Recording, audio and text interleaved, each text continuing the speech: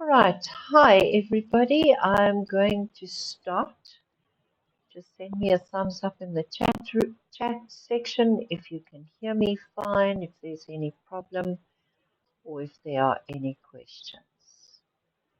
So, without further ado, I am recording this so that I can make it available on YouTube and here in Telegram.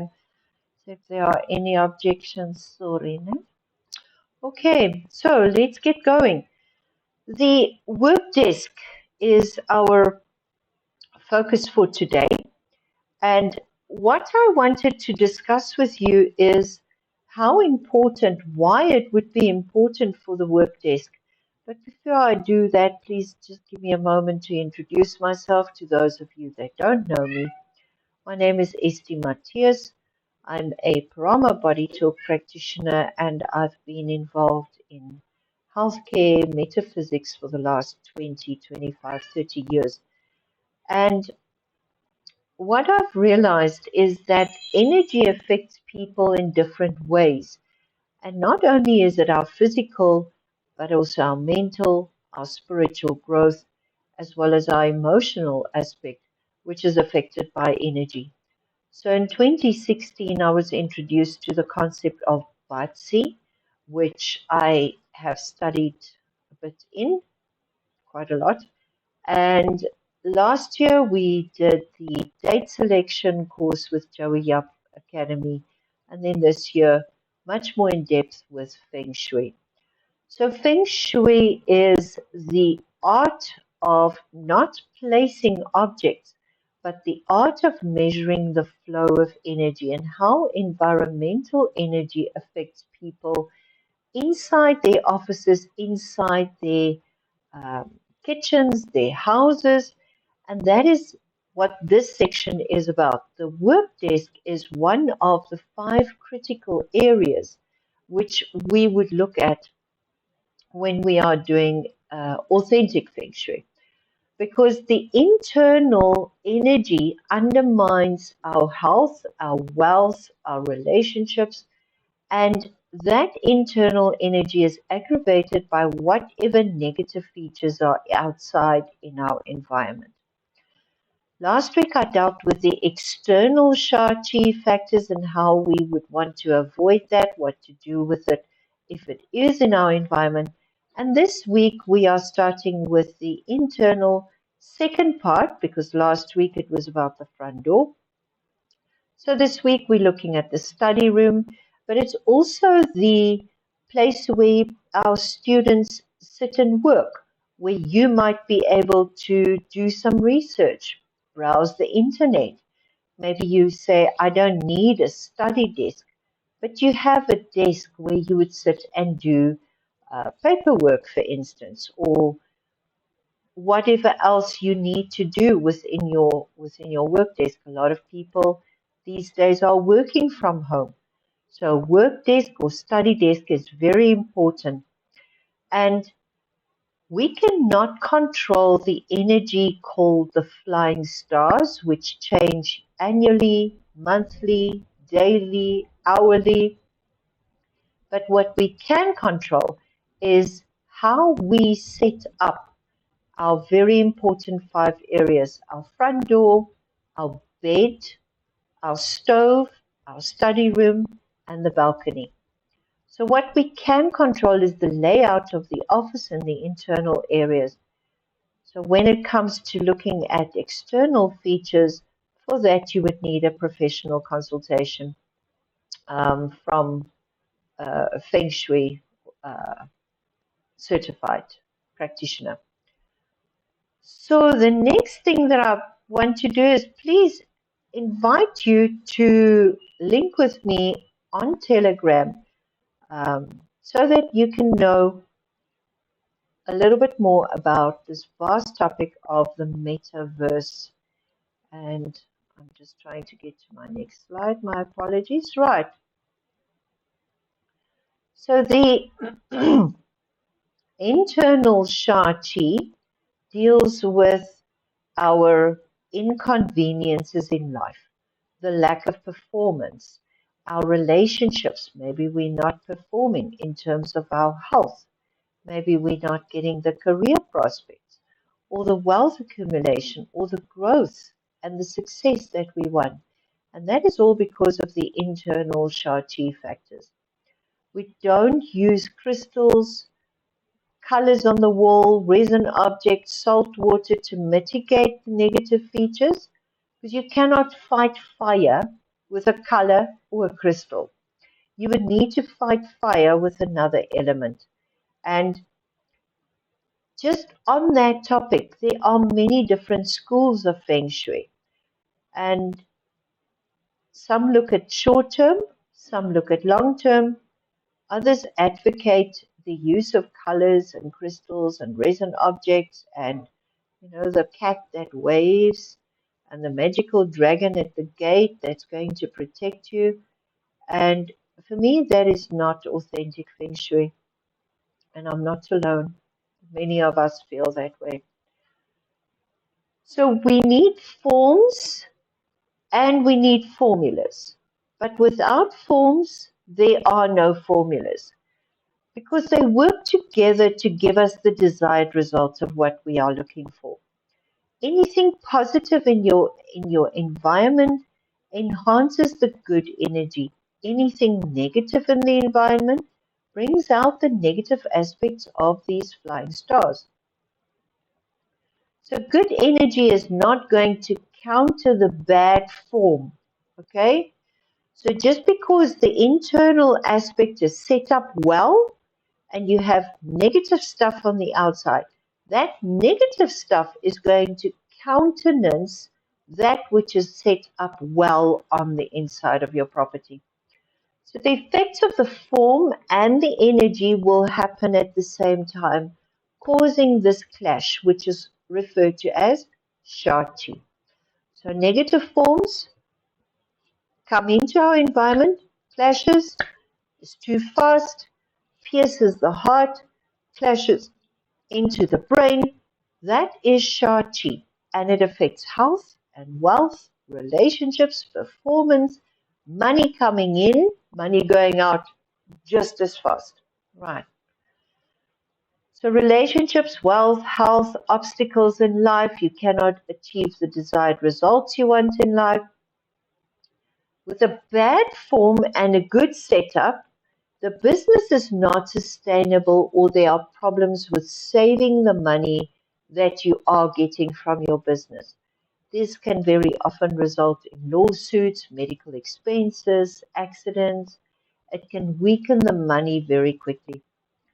So good form, good internal, good external, good flying stars gives you good health, tremendous wealth, help from other people in your life.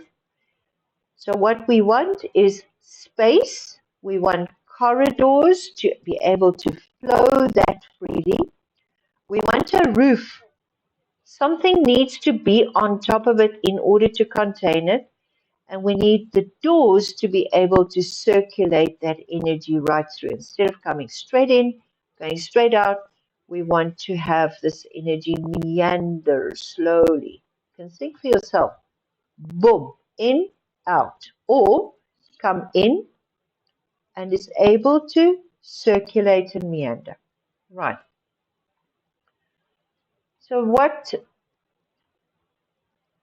we know is the external environment adds to 70% of our feng shui, where the internal only gives us 30%. But the internal we are able to control it easier, and we have a faster effect from the internal feng shui. Because whatever is going on in the environment, if that is changed, yes, it will have an impact, but it might take longer for you to be able to see or feel that. Recently, one of my friends asked me for a direction where she would find a better sleep because she hasn't slept for a long time. And we moved the headboard a little bit, just a tiny little bit, towards another direction, sector for her. It took maybe, I think, 2 days. Eh? If she's on the chat, she can just maybe thumbs up me. But it took her very quickly to get back to a better rest position. So what do we need to look for? The shape of the room, the position of the table, whether there's anything sharp or cutting or shati. We need to look at the location of the room, and then we need to find the good personal sector.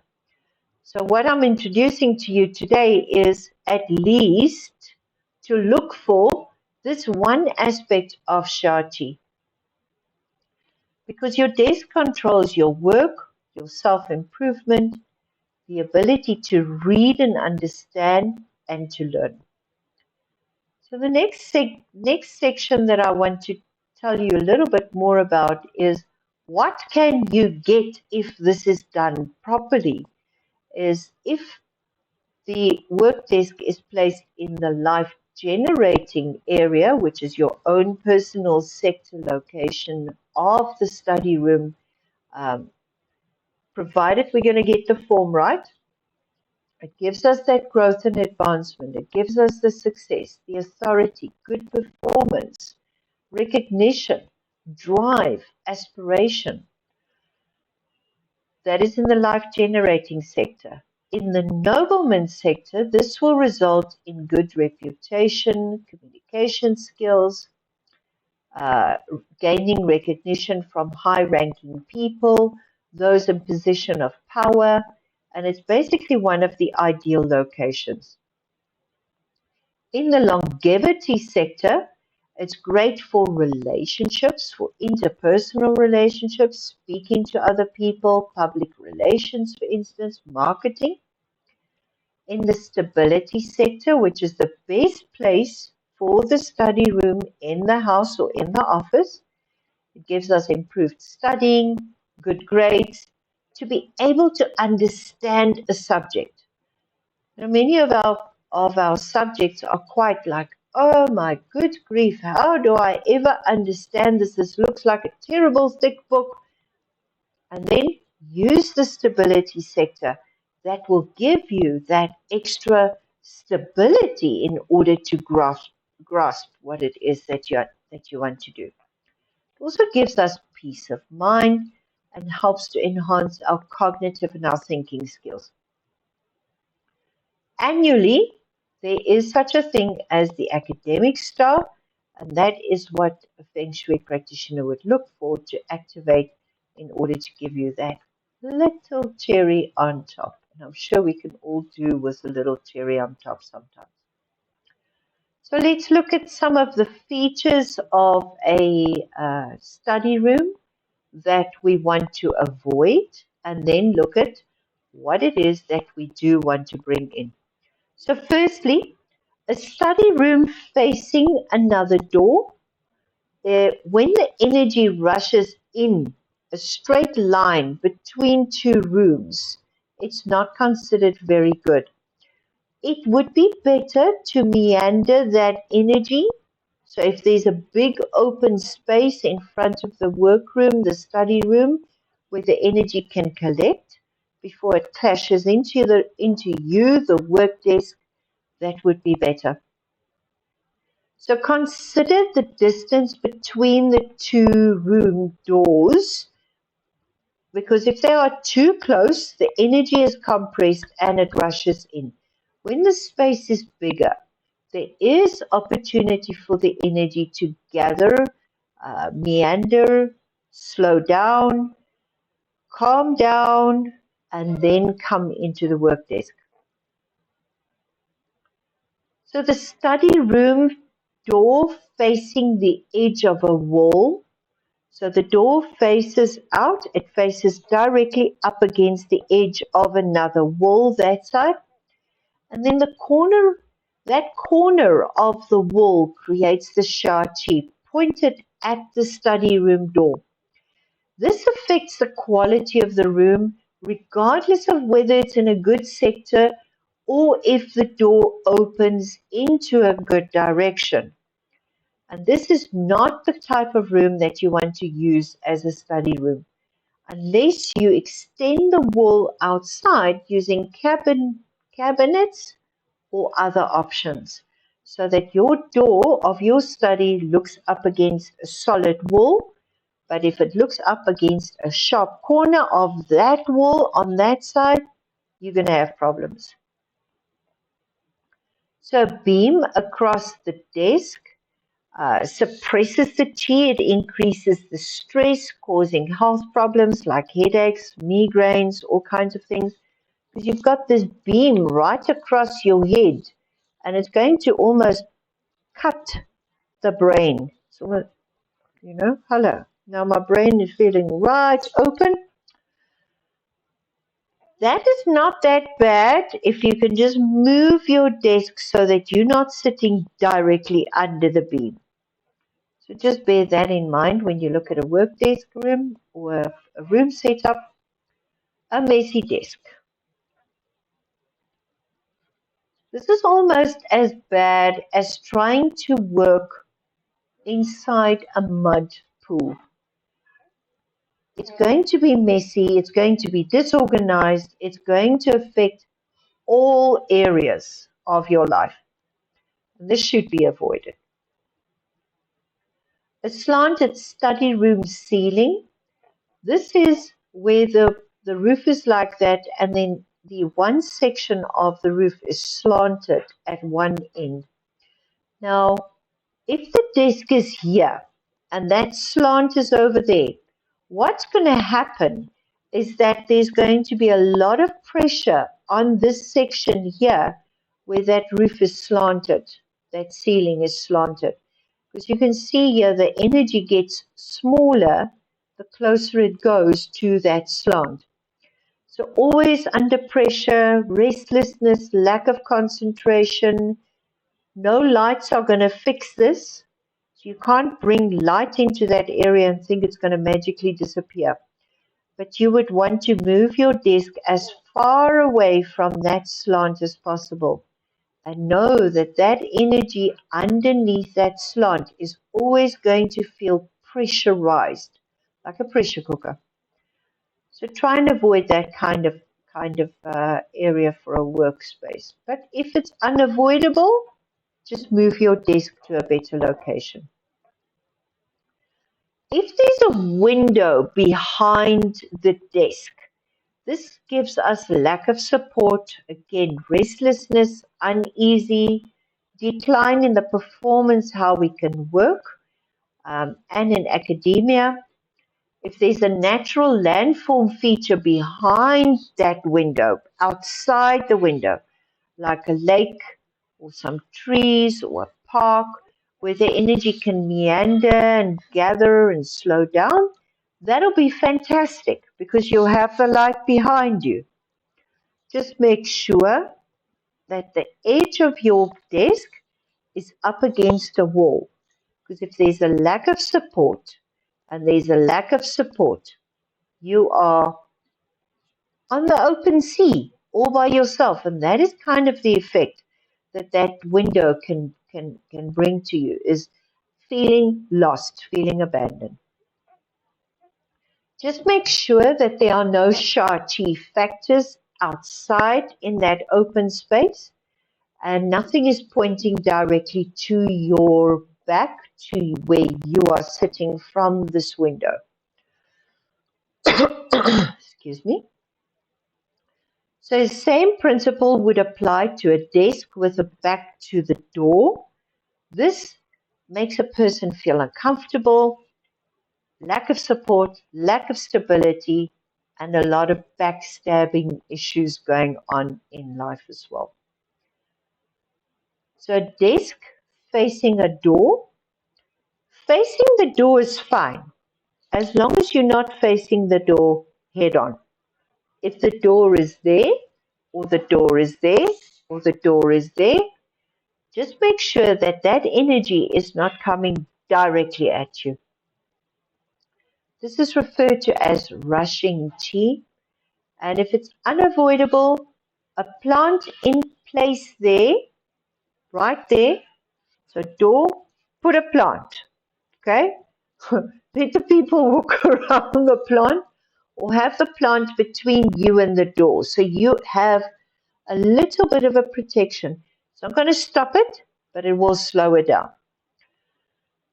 Desk corners should not face that door because anything sharp pointing towards an open door is going to direct what is referred to as a blade sharp to the people coming into your office, cutting them.